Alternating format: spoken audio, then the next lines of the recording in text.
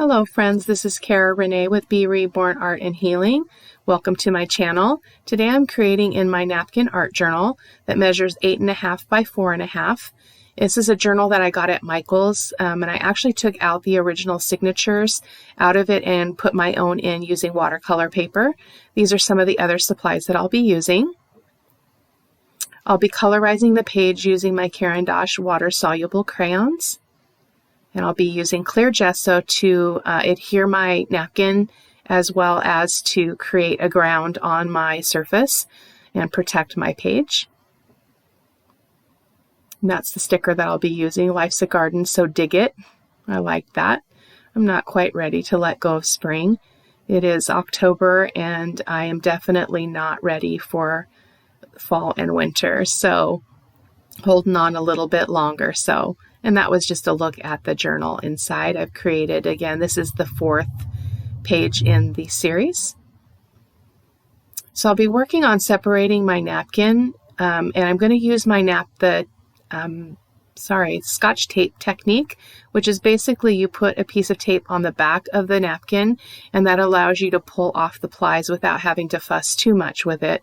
I find it can be very frustrating to separate those layers, and I've had times when I have missed taking a layer off and it doesn't turn out well, so this trick works really well. I believe that I saw this on Karen Burchell's channel. She's also a mixed media artist. You might want to check her out.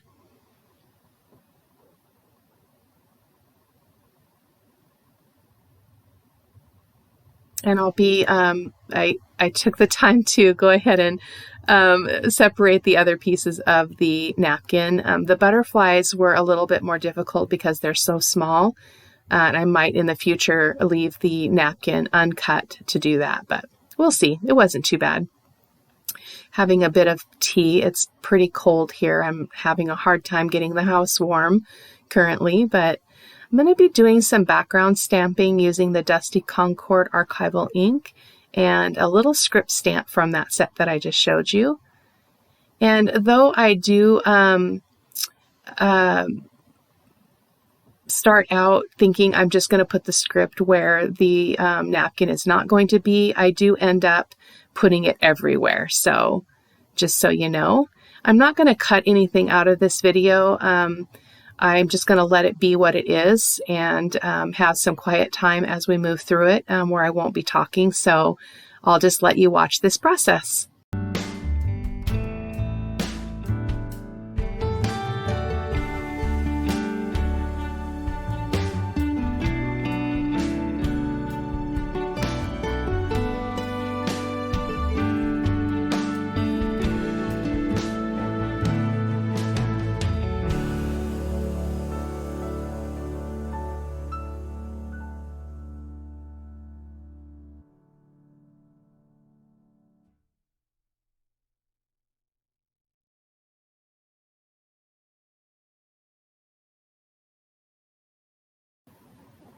And here's where I decided to go ahead and fill the page with the script. Ended up looking more like a couple of book pages, but that was okay. I suppose I could have just put down some book pages and made this a little bit easier, but I didn't really know where I was going with it, and that is okay. It's just an art journal, so it is a place to experiment and try new things and different things and go out of your comfort zone. So I definitely did that with this piece.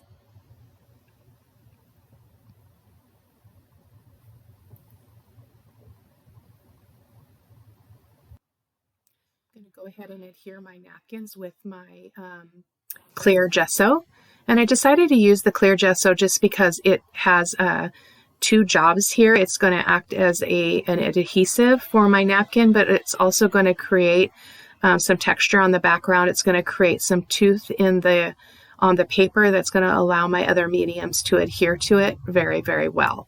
So I do have a little bit of trouble when I get to the point of putting the clear gesso over the top of the napkins because it was pretty, the clear gesso is pretty rough, but I just pushed through. I didn't want to get the matte medium out. I thought I would go ahead and and do it all the way with the clear gesso, and it ended up being just fine.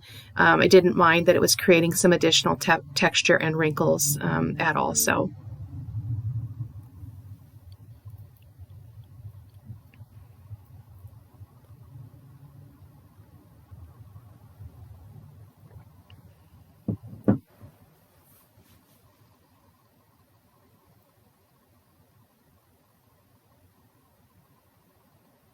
This is where I began to question whether or not I should get the matte medium out, but again, I did decide to just push through and continue using the gesso.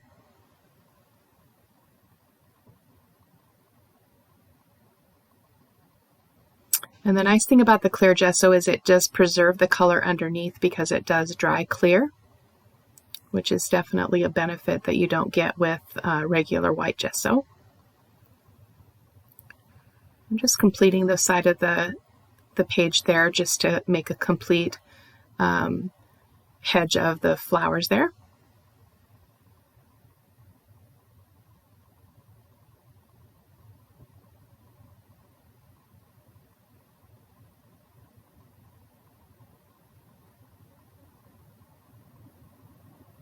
And I went ahead and dried that off camera, and then just showing you a little bit of a close-up of that. I really liked, maybe because this was up against a mostly white background, the edges of my napkin are not showing, and I really, really liked that in this particular spread. So I'm going to be using my Crafters Workshop Light and Fluffy Modeling Paste to create my texture using that alphabet stencil. I was not able to find that stencil to link up in the supplies list. I believe it's a Dylusions stencil, but I couldn't find it online. So you can use anything you have. Really, what I'm doing here is just creating some background texture so that when I apply the color, it's going to have somewhere to run, and it's going to catch in all those, in all that texture, and make a really beautiful design. So you can use what you have. And I'm going to do it a little bit over there on the other side.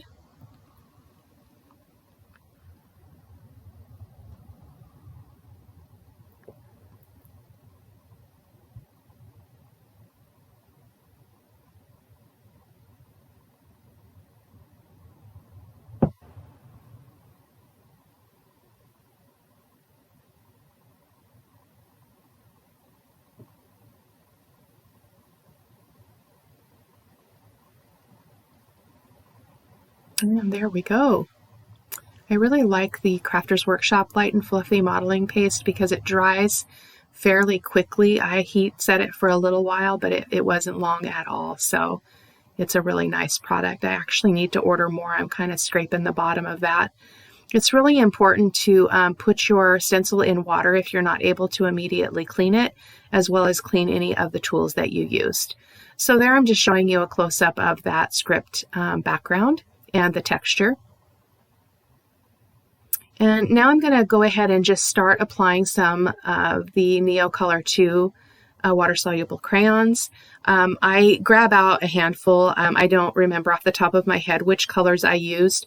The colors that you choose would be dependent on what your focal image is. In this case, I was going for a really springy look, so I picked yellow.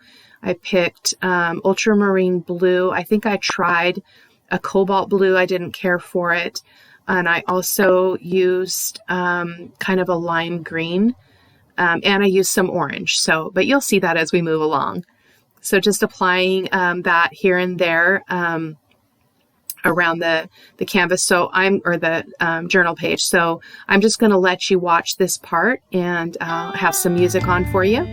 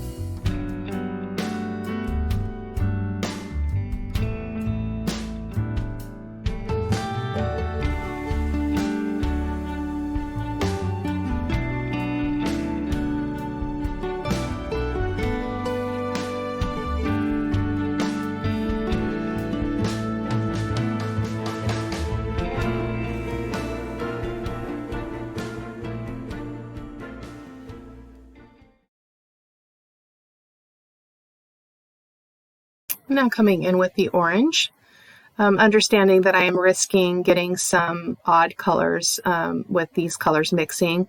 The yellow and the orange is okay, but you can get a little bit, it can get a little alarming when you start mixing orange and blue, because you're going to get kind of a muddy color or something in brown tones.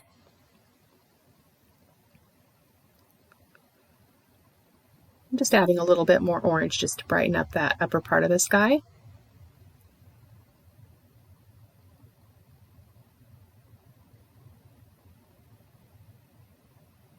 And there's just a close-up. I will be coming back over that texture with something to make it kind of stand out a little bit more. It got kind of lost. If I had been using an acrylic ink or watercolor or some other really more fluid water-based media, I wouldn't have had this issue.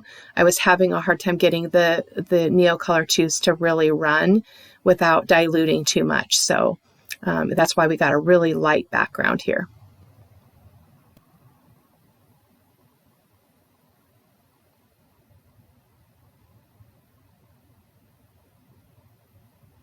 And now I'm going to pick the lime green and go in that area above the flowers, but below the birdhouses.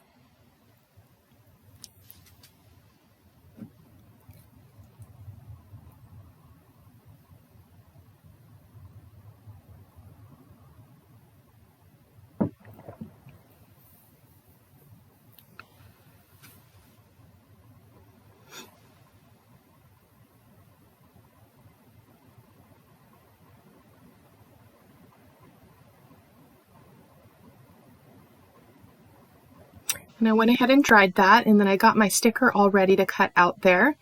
I did realize as I'm trying to place it that it's gonna get lost in the on the background, so I do end up coming in and putting it on some yellow cardstock. And here I'm coming in with the spiced marmalade on my blender here, and just hoping to get a highlight of that orange on top of that texture. Unfortunately, things were not completely dry, and so I didn't get the result that I wanted. But again, this is really whimsical, so I didn't mind. I wasn't too concerned about that, and I was happy with the final project. So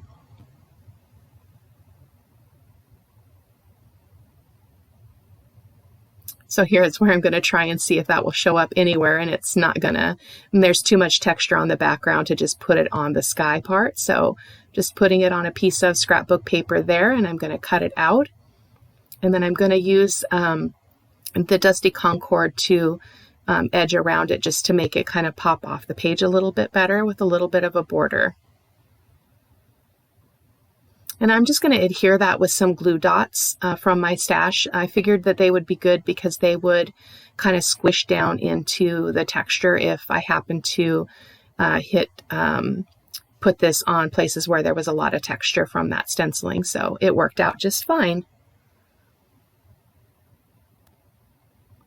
And when I use glue dots, I forgot how I use them. And so here I'm just putting a dot, just putting the paper onto the paper there, and then just releasing the dot onto the back of my quote. It's the best and easiest way to do it. I don't use the glue dots very often, so I kind of had forgotten how I normally would do that.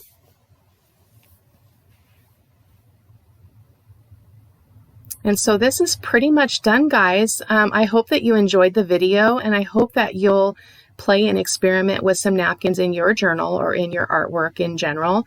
They're super fun, they're easy, they're inexpensive. So they're just a great tool to have in the studio. Thank you so much for watching. I hope that you'll like and subscribe to my channel if you haven't already. Take care. Thanks for watching. Bye-bye.